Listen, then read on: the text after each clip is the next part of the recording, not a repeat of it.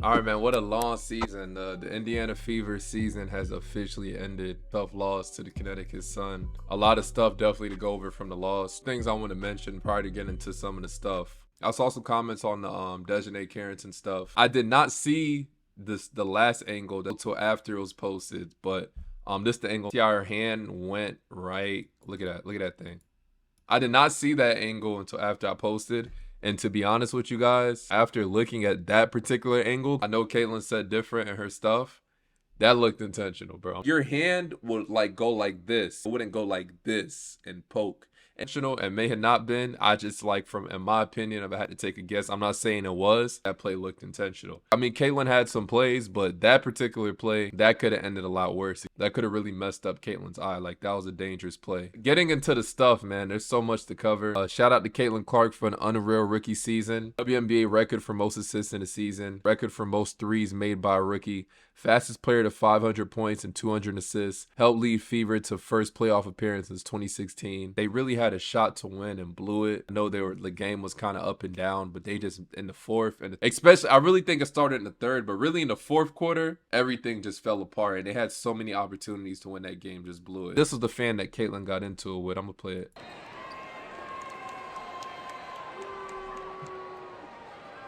Indiana is challenging the foul call. Time out on the floor. And then no one knows what Boyner said right here, but I mean, whatever she said, Caitlin didn't like. So I'm gonna play this. You can see her saying stop.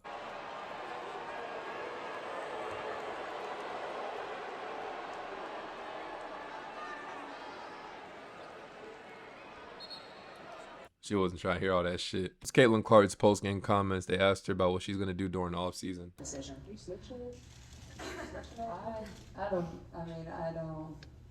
I was focused on beating the Connecticut Sun. I haven't thought too far down the line.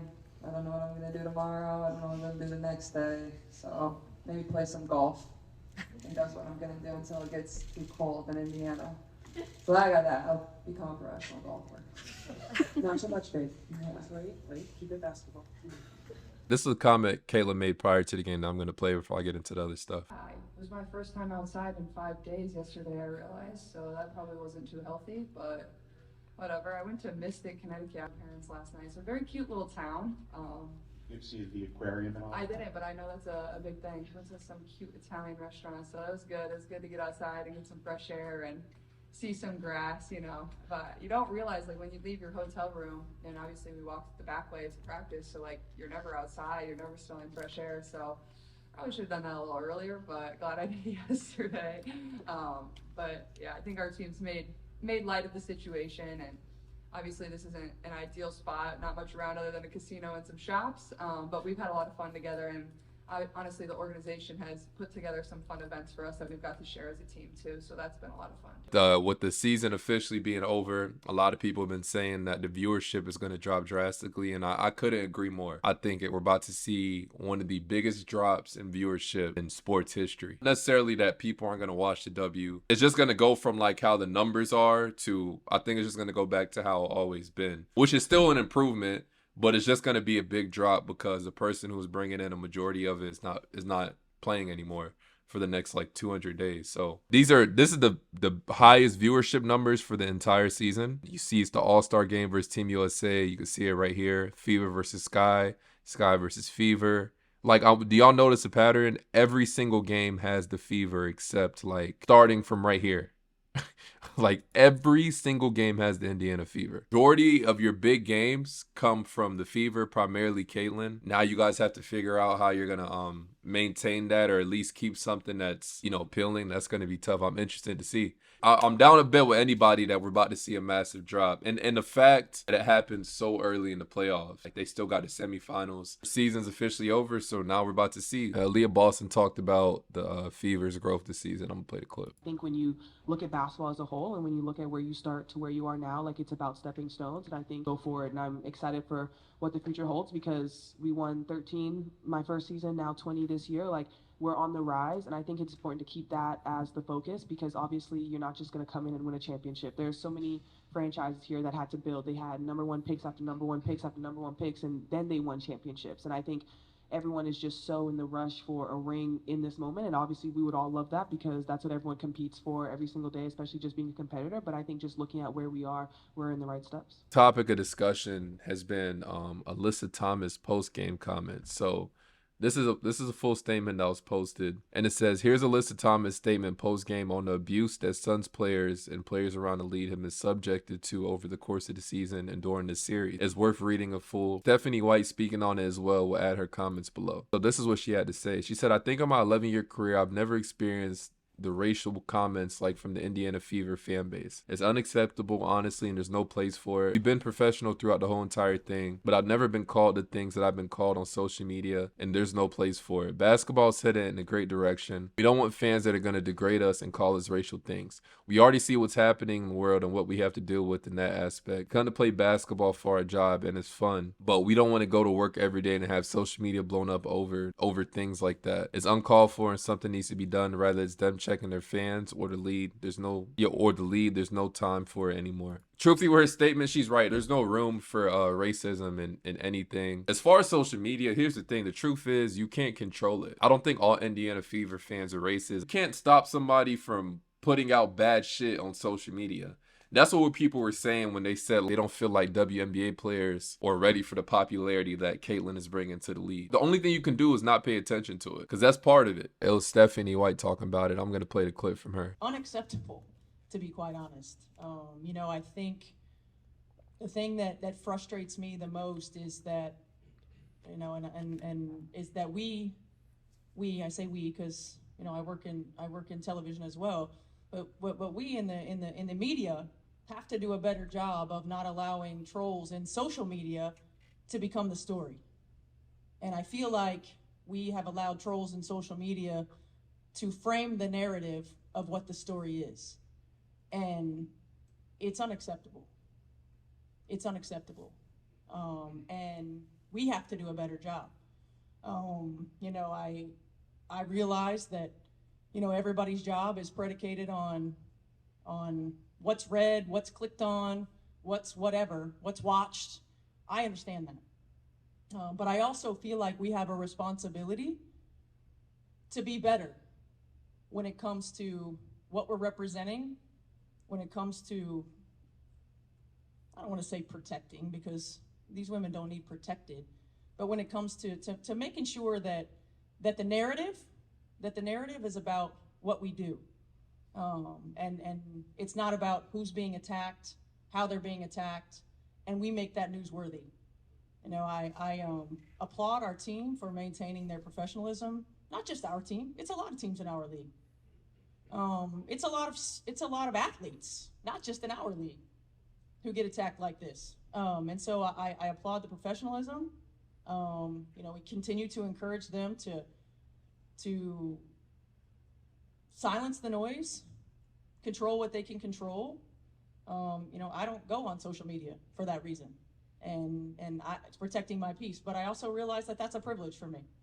And so I just encourage everybody to take a step back and think about if it's your sons or your daughters or your nieces or your nephews or your children, for goodness sakes. Because if my children were being harassed like this, I'm not sure what I would do. I'm not sure what I would do. So we've got to get back to keeping the main thing. And I'm not talking about criticism because that comes with the territory. Like that is what it is. Like that's part of it. I get that. But the narrative doesn't need to be controlled by people who are just, on their keyboards spewing hate and negative vitriol everywhere.